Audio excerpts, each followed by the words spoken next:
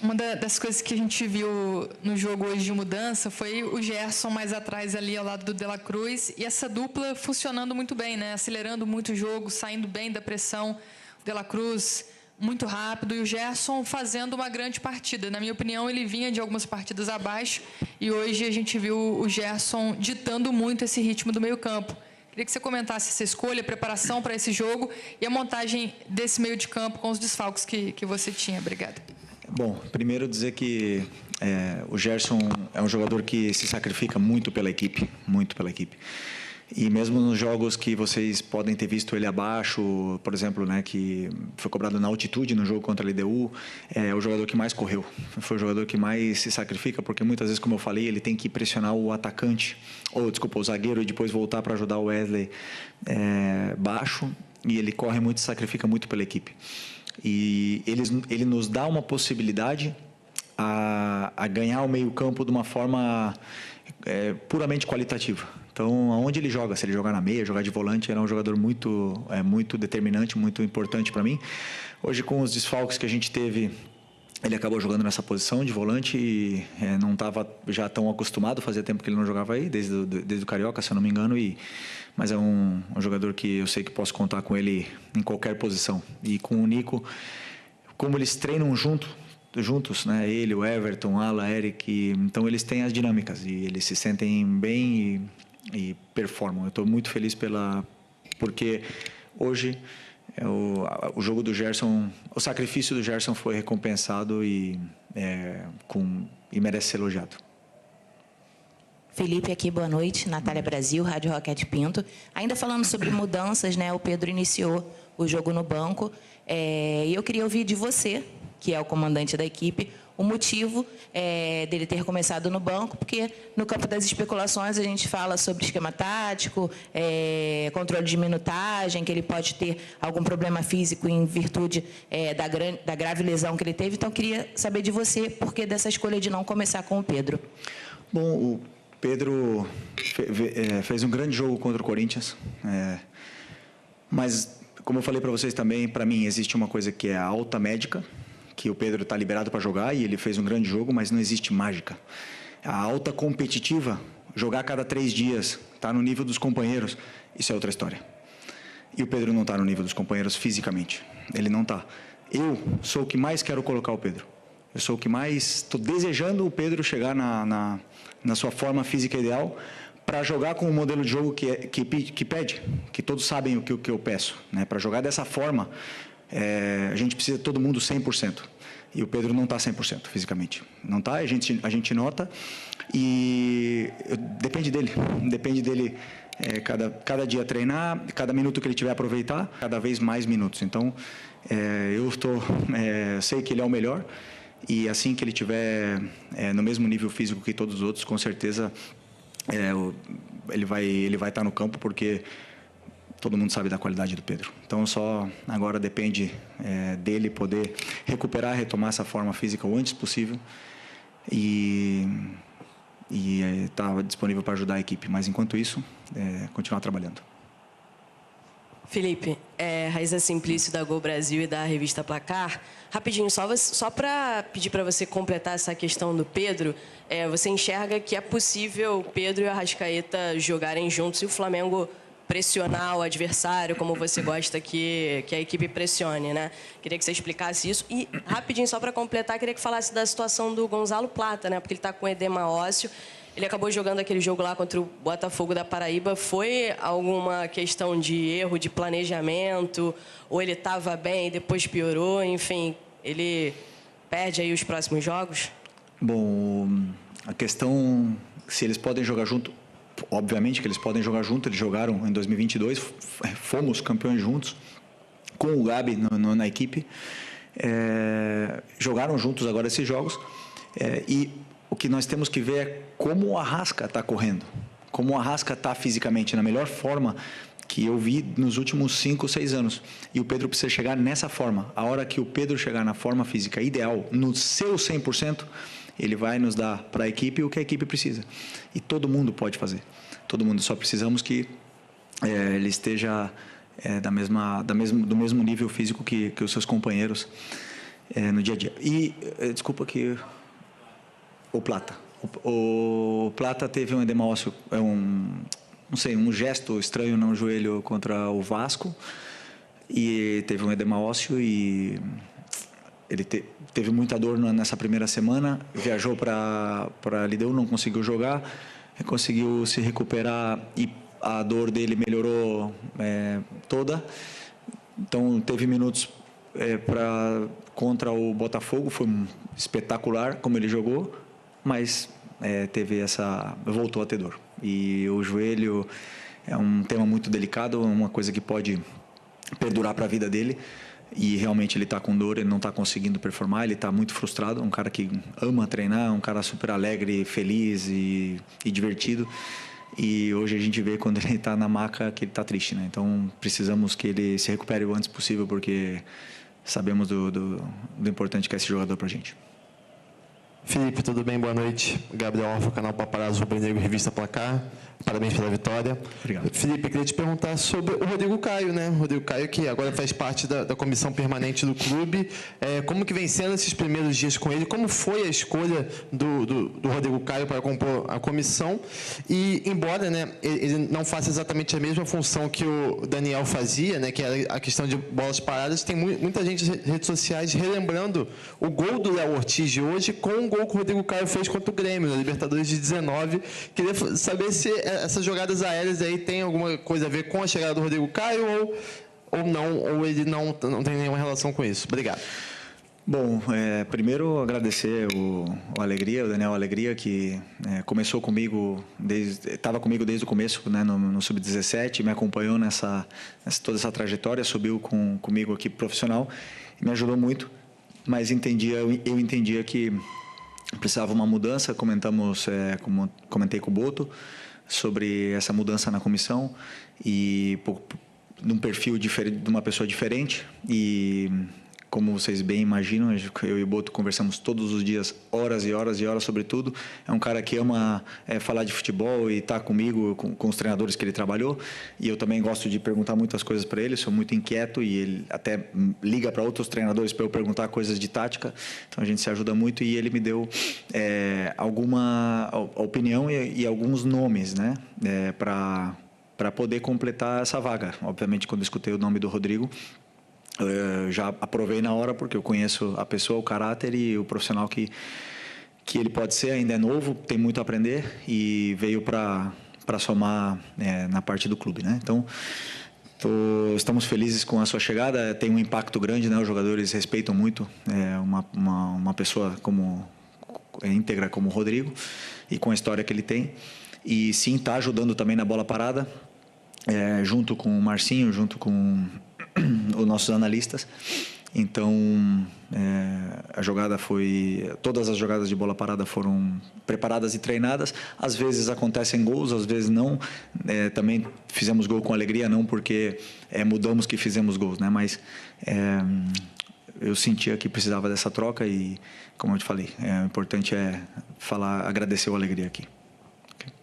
Boa noite, Felipe. Léo José, do Coluna do Fla. A lesão do Pulgar fez com que você precisasse... A lesão do Pulgar e também do Ala fez com que você precisasse puxar um pouquinho o Gerson, e aí você formou a dupla ali do Gerson com o De La Cruz. Uma dupla que funcionou bem, né? Pelo meu entendimento, seu entendimento também. E lá na ponta direita você acabou jogando o Luiz Araújo. E com a lesão do Plata, em mais alguns jogos a gente vai precisar ver outro ponta direita por ali, sem ser, obviamente, o Plata. E com o Luiz Araújo na direita e o Gerson mais de meio de volante, você entende que essa opção ela pode ser usada mais vezes? É uma opção que você pensa usar com frequência? Ou você prefere mesmo deixar o Gerson ali na meia direita e usar um outro volante? Eu sempre penso em escolher os melhores para poder montar um plano de jogo onde eu possa machucar o adversário.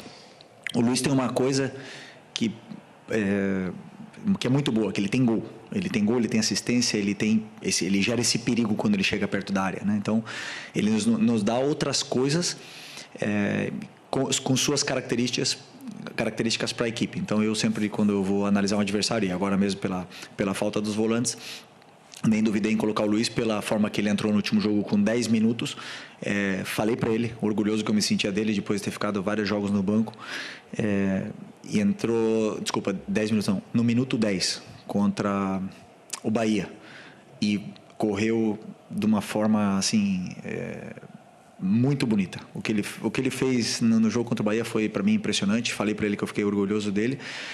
E o futebol ele devolve. Um cara que treina todo dia do jeito que ele treina, um cara que quer, que se incomoda quando não tá, quando erra e quer melhorar e quer evoluir, o futebol devolve. E hoje devolveu com um gol, mais uma grande atuação.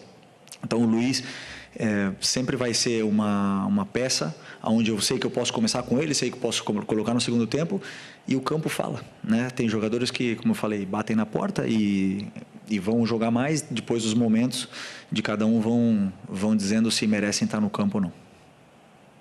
Felipe, aqui, boa noite. Bruno Vilafranca, da Rede Multiflá. Felipe, a meu ver, o Michael não tem deixado de lutar, hora nenhuma, jogo nenhum. Toda a participação dele, não vejo faltar luta ao Michael. Agora, algumas tomadas de decisão eu acho que têm sido equivocadas e a torcida já cobra bastante. O Michael, eu vi que no momento em que ele deixou o campo hoje, você deu um abraço longo no Michael, não sei se falou alguma coisa, eu estava longe, não consegui ver. Como fazer para tornar o Michael, de fato, aquela peça importante que o torcedor tanto pediu, inclusive o retorno na temporada passada, e essa é uma das funções do treinador, recuperar jogadores que não estão dando aquilo que o torcedor entende que pode ser melhor. Obrigado e parabéns. Obrigado. Eu penso sempre em uma frase que define, né? Ninguém é mais importante que a equipe. Todo mundo tem que se sacrificar pela equipe e a equipe vence dessa forma, ou está mais perto de vencer dessa forma. Hoje, o Michael, o Bruno Henrique, o próprio Arrascaeta, o Luiz, jogadores de frente não deixaram em nenhum momento a LDU jogar. Não deixaram. Eles não conseguiram passar do meio campo no primeiro tempo. E é um time que, se você ver, você estudar, eles jogam, como jogaram no segundo tempo aqui, né? Então, é um jogador, o Michael é um jogador que dá tudo o que tem pela equipe. E sempre que eu escutei os torcedores falarem, queremos raça, queremos gente que corre, quando não der na bola, vai na vontade, ele tem tudo isso. E ele começou o jogo muito bem. E aí, nas primeiras decisões, a gente sabe que a torcida está esperando. E aí começam a pegar no pé, ele acabou ficando mais nervoso. Mas não temos que esquecer o que o lateral direito do LDU sofreu com ele, e tanto é que foi substituído, por causa que o Michael machucou muito aquele lado deles ali. Depois, falta o terço final, falta o último passe, falta essa tomada de decisão? Sim. Ele sabe, ele treina, ele é o cara que mais fica fazendo complemento todo dia, e a hora que a bola entrar ou que ele conseguir se soltar um pouco mais nesse aspecto, ele tem. Ele tem, porque em 2021 ele fez 15 gols, se não me engano, 12 gols, ele quase foi artilheiro do brasileiro aqui. Naquele ano. Então, eu tenho que tentar também ajudar ele a recuperar isso aí, que é um jogador que deixa tudo que tem pelo Flamengo. Oi, Felipe aqui, David Sharp, do Antenados na Jogada. Parabéns pela vitória. Eu queria saber o que você pensa em relação à marcação alta e criação de jogada, porque não necessariamente o time precisa marcar alto e roubar a bola no campo do adversário para criar jogadas, para ter a posse de bola, né? Salvo engano, até o Guardiola falou que roubando a bola no campo do adversário você está muito mais próximo do gol e a chance de fazer gol é muito maior. Mas, ainda assim, se o time marcar médio para baixo, consegue retomar e até ter a posse de bola, não perder e criar mais jogadas, né? Então, queria saber em relação a isso, sobre jogadores que talvez não marquem tão bem assim pressão, como talvez o próprio Arrascaeta, o Pedro nesse momento, Gerson, não sei se você concorda, se eles podem jogar juntos até dessa forma um pouco mais compacta, até para quando furar essa linha de marcação logo do campo de ataque, não gerar espaço atrás, né, no campo de defesa. Para mim, a única diferença, por exemplo, de um Bruno Henrique, Pedro, Arrasca e Plata, que são jogadores, é a intensidade na pressão. Mas a pressão todo mundo pode fazer. O que acontece? A gente só olha a pressão alta. Só que, para mim, o jogo é feito de fases, né? Então, na fase defensiva, para mim, são 4 fases, que é o tiro de meta, a pressão alta, o bloco médio e o bloco baixo. E todos eles têm que fazer as 4 fases. Ou seja, tem que pressionar o tiro de meta, temos que pressionar alto quando a bola está no pé do goleiro, e quando eles rompem a nossa pressão, nós temos que saber fazer um bloco médio, temos que voltar todos, E quando tiver bloco baixo também tem que voltar. Todos têm uma função defensiva a fazer em todas essas fases, na fase defensiva e também na fase ofensiva, claro que são outros aspectos. Todos eles podem fazer. A intensidade da pressão, a força que você vai pressionar é outra. Isso sim, isso é uma característica que a gente não pode mudar, mas todos eles podem fazer as 4. E, aliás, fazem, quando estão bem. Felipe, boa noite. Mauro Santana, do canal Mauro Santana. Não tem tempo no calendário do futebol brasileiro nem para chorar a derrota, nem para comemorar a vitória, né? Exatamente são 67 horas que você vai ter para recuperar a sua equipe já para o Clássico com o Botafogo no próximo domingo pelo Brasileirão. Tendo em vista a intensidade, principalmente no primeiro tempo que você cobrou da equipe, como é que você está vendo essa preparação e principalmente a recuperação dos atletas para esse compromisso e um adversário que também está motivado, que também obteve uma vitória na Libertadores? Vai ser um grande jogo, um jogo duríssimo, dificilíssimo. Eles têm um dia mais de descanso, né? Mas que não serve como desculpa. Agora nós temos que ligar a maquinária o mais rápido possível da recuperação, que esses jogadores possam se recuperar e possam chegar bem nesse jogo de domingo, né? Claro que os jogadores mais jovens se recuperam mais rápido, os jogadores com mais idade, com mais de 30, já vão ter uma certa dificuldade, mas tenho certeza que nós vamos chegar bem no jogo. Felipe, Isaac Andrade, Flavoz. O Flamengo jogou bem, o Flamengo venceu, mudou um pouco a história dele nessa trajetória da Libertadores e foi muito elogiado, inclusive, na coletiva aqui pelo treinador da LDU. No momento de vitória como esse, eu acho que é interessante também analisar aquilo que, de repente, você planejou, aquilo que você cobrou, que você sente que o time dele trata com um pouco de dificuldade. O que foi isso hoje? O que, mesmo o Flamengo jogando bem e ganhando, ainda tem que melhorar, que você acha que não está no ponto ideal, que não foi feito hoje no planejamento do jogo? Não, mas interessante isso que você falou, né? Hoje vencemos e nos colocamos com possibilidade de passar de fase. Numa Libertadores que até então vinha sendo ruim. Eu sempre penso que você tem que demonstrar dentro do campo que você realmente quer ganhar essa competição, né? E hoje eu acho que a equipe passou essa mensagem. No primeiro tempo, a gente passou a mensagem para a própria competição que nós não queremos ser eliminados. A gente quer chegar o mais longe possível, nós queremos chegar na final. E o único caminho é esse aí. Levando do jeito que a equipe levou a intensidade, a vontade para dentro do campo, o sacrifício seria a palavra para mim. O sacrifício que todos levaram para dentro do campo passou uma mensagem para a própria competição que nós queremos seguir vivo nela. E nós temos muitos aspectos que melhorar, todos os jogos. E o jogo hoje, existem alguns, e agora a gente vai analisar amanhã de manhã, analisar o que foi feito no jogo, os aspectos a melhorar. E também depois preparar o jogo do Botafogo, que é outro jogo completamente diferente. Então, todo jogo nos dá um guia para seguir. Okay. Oi, Felipe. Sérgio Lobo. Parabéns pela vitória. Você é um cara que foi forjado, né? Teve sua extensa carreira jogando no futebol europeu, né? Veio para o Flamengo, encerrou aqui.